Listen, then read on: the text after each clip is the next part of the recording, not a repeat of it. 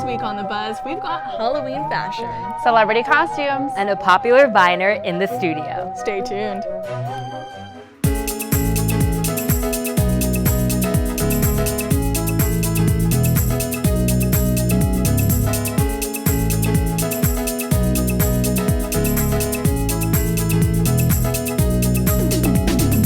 This is Diplo and you're watching The Buzz. Hey, what's up? I'm Rita Ora and you are watching The Buzz.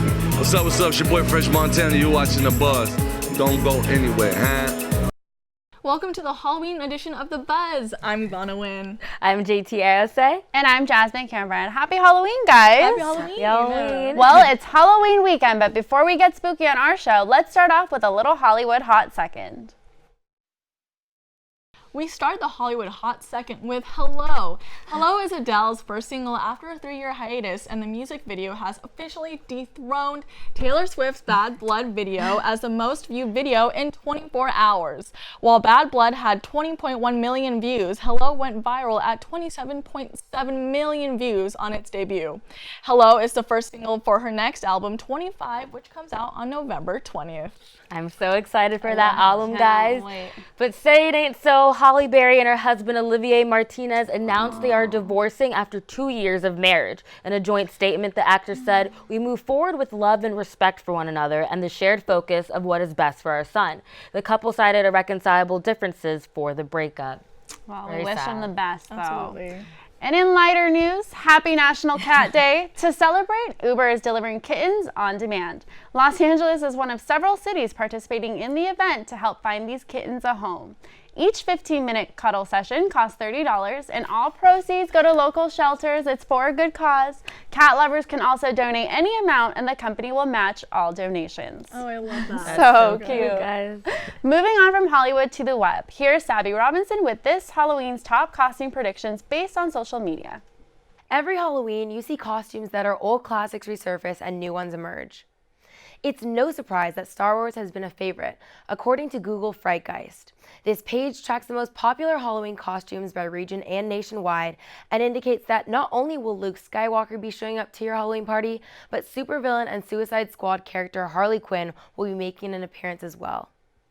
On a slightly stranger note, people are putting their own spin on classic political figures. I spotted a sexy Donna T. Rump Shaker, a classy little Hillary, and even a Donald Trump wig for your dog. But as you can see, Hillary won't be getting nearly as many lookalikes this Halloween.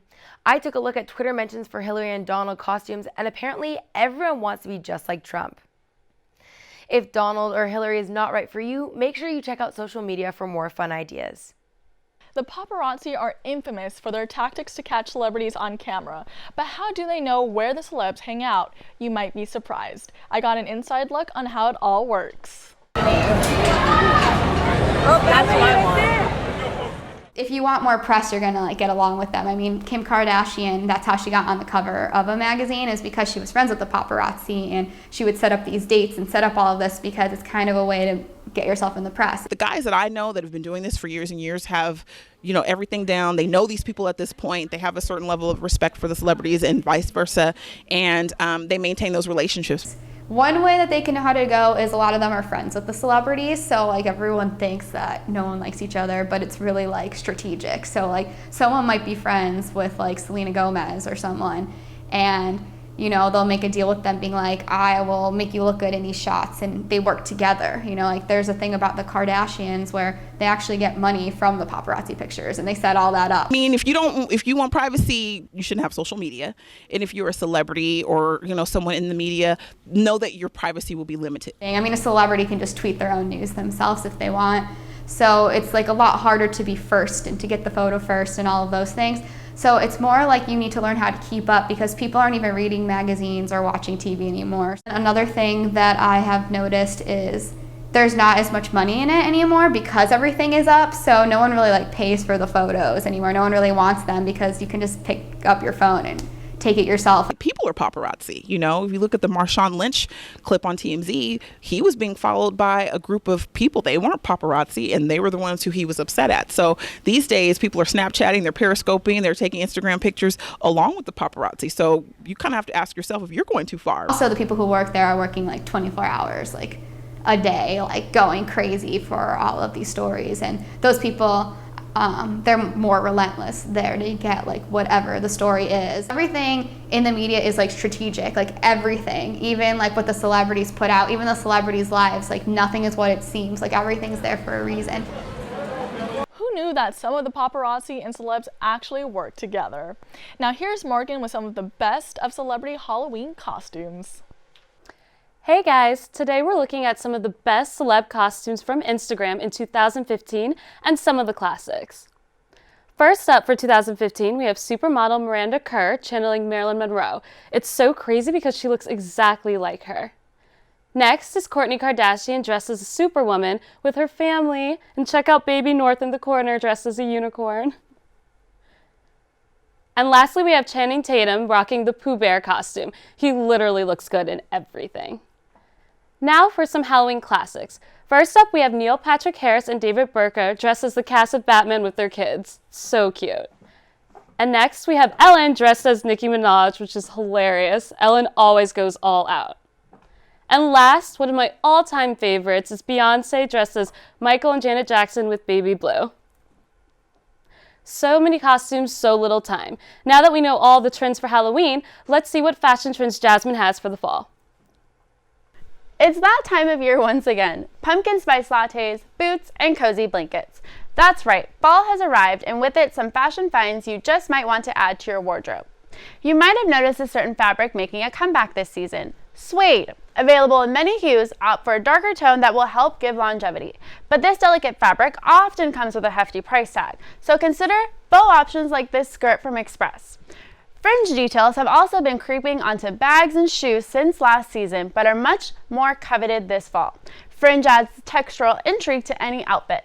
Department stores like Nordstrom offer a wide selection of fringe handbags this season. And finally, jackets are always in style for fall, so why not on your ears? Try adding an edge to your look with some of these ear jacket options from Forever 21. Remember, these are just a few of the fashion items that are trending so far, so be on the lookout to see what other trends pop up this season.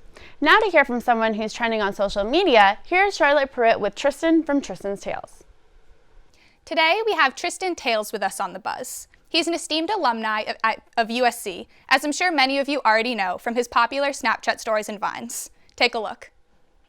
With the California drought the worst it's ever been, our governor issued statewide mandatory water restrictions. Do you see what I see? Excuse me, I'm sorry, this is a crime scene, this is a crime scene. Past few nights, I've been hearing these really strange noises from under my bed. You heard that right?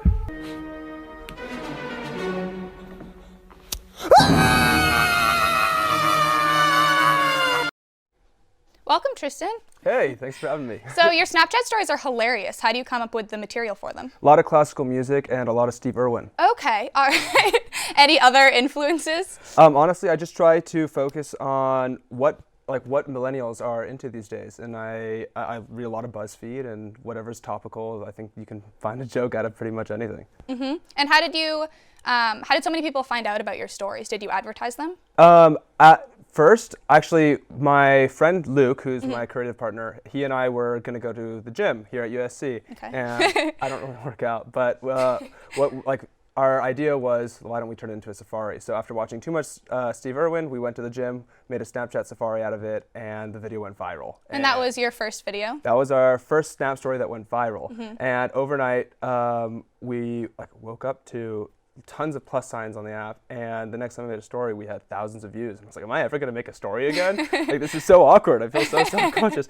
And then we went with it and rolled with it, and now we're making stories all the time. And did your major at USC help you with the writing and advertising of them? Absolutely. I think more so now that we've gotten into producing original content on the app. I was a business and a film major, so having both the cinema background, being able to learn, knowing how to write a story, and then also knowing how do I market the story or what my demographic is. Both of those helped me out a lot. And that was when you were at USC, but now that you've graduated, what have you been up to? Snapchat. Okay, yeah. So that's your full-time job now? Full-time job. We work with a lot of brands to help tell their stories when we're not telling stories on my own Snapchat channel. And how do you plan on continuing your Snapchat empire? I plan to continue pioneering new storytelling methods on the app. So whether that be like finding new ways to engage with my viewers, or like just finding new ways to use the app's like complex features to cultivate an interesting story. So when I'm like, for example, like choose your own adventures, like having my viewers snap in real time is one of my favorite things to do, because I like allow my viewers to participate in the story while I'm making it. Can you name a favorite Snap story that you've done so far? Yeah, actually my favorite Snap story was my first Choose Your Own Adventure. And that's where I tried to get my viewers to participate in the story. I'd given them a series of options and they'd select between the options, and that was the direction my story would go. And this story was in Arrowhead, Lake Arrowhead, and I was staying at a cabin, and all of a sudden there was a slasher there trying to like kill me and my group of friends. And it was up to my viewers to help get me to safety, in which they did not at all. They actually led me to my own death, and I'm sure they got a good kick out of that. But they still haven't gotten me to safety in any of my stories, really. Well, that's great. Thank you so much. Well, thank you. Make sure to follow @Tristan Tails on Vine, Twitter, Instagram, and definitely on Snapchat. Back to you. Thanks, Charlotte. The Weekender is here. It's the time of the year where USC students pack up their bags and head north for the weekend as the Trojans take on Cal Berkeley. We talked to students about their Weekender plans. I'll probably go to the city one night. My mom and my sister will be there, and just explore some restaurants in the city. I think I'm going to Bar None with a group of friends. I think we have a bar tab there. That'll be fun. Other than that, I really don't know. I think we're just going to cruise Berkeley and enjoy ourselves. Yeah. I'm not 21, but apparently Laval's Pizza Place is really good, so we're gonna watch the game halftime there. But yeah. And hitting the bars around San Francisco, and then hopefully going to the game. I ended up getting tickets through the lottery, so we'll see how that goes. I'm going to a big group dinner at Stock and Trade on Friday. Party bus to Cal on Saturday.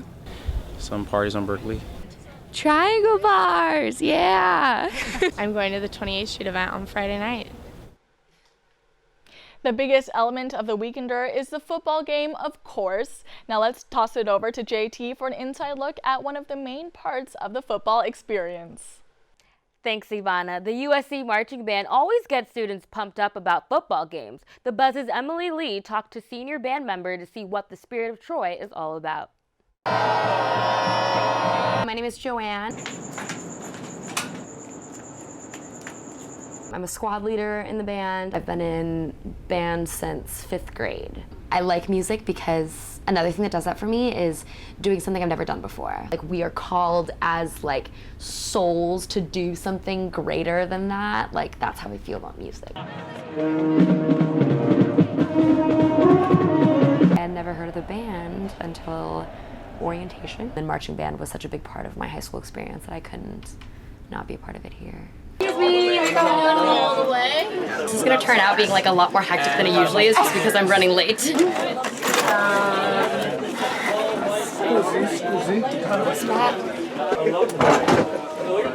Cool. Practice is like 3:45 to 5:45 Tuesdays, Thursdays, and Fridays.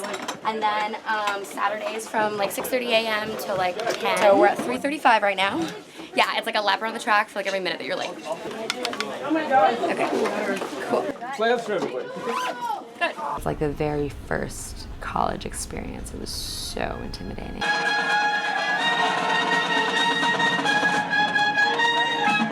My favorite part, freshman and sophomore year, learning cadence. We don't teach our freshmen cadence. When I'm in the stands cheering them on, I want to win. Destroy, that's what's in my head. The entire student section stand up and scream, and like how big of a difference that makes in the game. Our job is to support the team, and that means yelling, whether the student section is yelling or not. 1, 2, 3, being the catalyst for like people getting into the Trojan spirit. We always support the team. Like, you still need to be yelling. We're still supporting the team. Like, never give up on the team. You're definitely exhausted by the end of both Saturday game day and each practice. Being part of it all is so worth every drop of sweat and blood and tears that I've shed. When you blow balls, every single time we play Heartbreaker,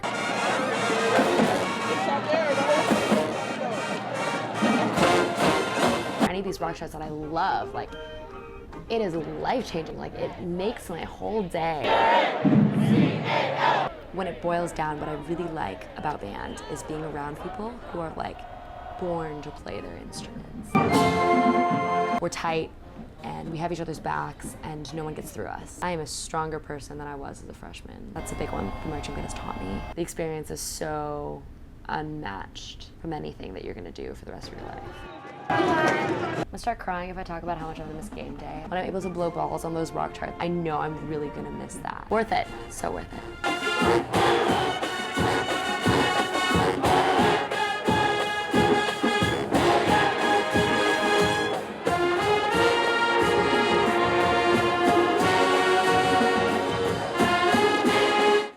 Wow, what a great look for the marching band. You can catch the band playing all your classic rock songs at every football game. Wednesday's debate finally felt like the candidates started to address the nitty-gritty issues in America. Check out the 5 key highlights from last night. The Republican debate in Boulder, Colorado featured some of our favorite candidates like Donald Trump, Ben Carson, and Carly Fiorina. Here are some major highlights. Number 1, the theme for the night was Your Money, Your Vote, which allowed the 10 leading GOP candidates to address issues like the economy, taxes, jobs, and retirement spending. Number 2, Social Security and Medicare were big topics discussed. Rand Paul even caused some controversy by proposing to gradually raise the age of eligibility as a way to fix Medicare. Number 3, candidates took some shots at the media, with Ted Cruz saying that the questions being asked during the debate was proving why the American people don't trust the media. Number 4, Jeb Bush needed an impressive performance at the debate because his campaign and donor support has been slumping. And while he started off strong attacking Marco Rubio on his voting record, he eventually faded into the background for the rest of the night. Number 5, social media, especially Twitter, continues to play a major role in the candidate-voter experience during the 2016 election race.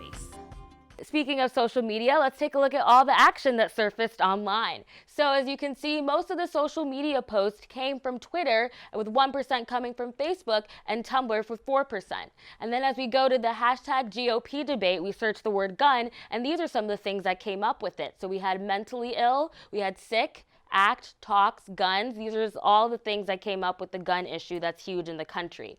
And then with Twitter mentions, we have @RealDonaldTrump with 130 plus mentions. And then all the way at the bottom, Rand Paul just couldn't get it done. He only had 21,000 mentions. And then as we head over to the common hashtags that were used, we had hashtag GOP debate with over 680,000 mentions. And then all the way at the bottom, rounding it out, is hashtag Trump with 5,000 Twitter mentions. The next Republican debate will be on November 10th in Milwaukee, Wisconsin. Boo! I'm Drew Schwendeman, and you're tuned into the US Scene, where we take a look at the most exciting events happening around campus this week. First things first, we've got a football game against the California Golden Bears on Saturday. If you're headed to Berkeley for the weekender, make sure you fight on strong and don't forget your costumes because it's Halloween. I'm going to be Donkey Kong and Amanda Bynes. What about you? Take a much-needed breather on Sunday by enjoying Frank Sinatra films all day long thanks to the USC School of Cinematic Arts. Next Monday marks the start of USC Homecoming 2015, so head on out to Tommy Trojan for custom USC airbrush apparel. Oh, and if you got bike problems, check out the free bike repair at Finger Fountain from 10 to 2 thanks to the Bike USC Bicycle Coalition. On Tuesday, UNICEF at USC is selling Diddy Reese cookies to raise money for their cause. You better get there before I do, or there won't be any cinnamon sugar cookies left. Tuesday night, USC comedian Chase Rosenberg will be hosting Comedy Nights Part 3 at Tommy's Place. Improv, stand-up, and sketch comedy. Your Tuesdays are about to get a whole lot more exciting. Will you be a part of this week's scene? And now, our game master Dustin Sloan has this week's Halloween edition of Trojan Trivia.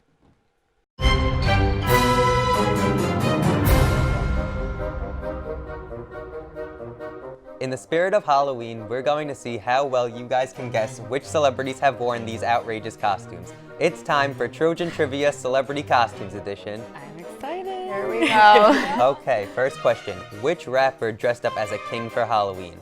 Kanye West, Diddy, or Lil Wayne? Wow, I'm Kanye, for sure. It sounds like that's something that Kanye would do, so Yeah. Kanye. I'm gonna go with Diddy because I think Kanye thinks he's a god, or Jesus, hence Jesus. So I'm Good gonna go with like And- Diddy. Okay. right. Okay, and the answer is Diddy. Good job, JC. I like that Great strategic reasoning though, that, Good rationale. that was Like good rationale, for I liked sure. it. Okay, question 2. Which of these controversial stars dressed up as Miley Cyrus? Lindsay Lohan, Paris Hilton, or Nicole Richie? Oh, Okay. this one's a hard one. I think I know. I think it's Paris Hilton. I'm gonna second that. I'm gonna go with Nicole Richie. Okay, let's see. The answer is Paris Hilton. Good job, Amanda, JT. You were right. Here we go. I see how it is. I see how it is. They're against me. 0 out of 2. Not doing so well. Okay. You're in the lead, JT. Great job. Final question. Which of these curvy stars dressed up as a skeleton? Nicki Minaj, Kim Kardashian, or Amber Rose?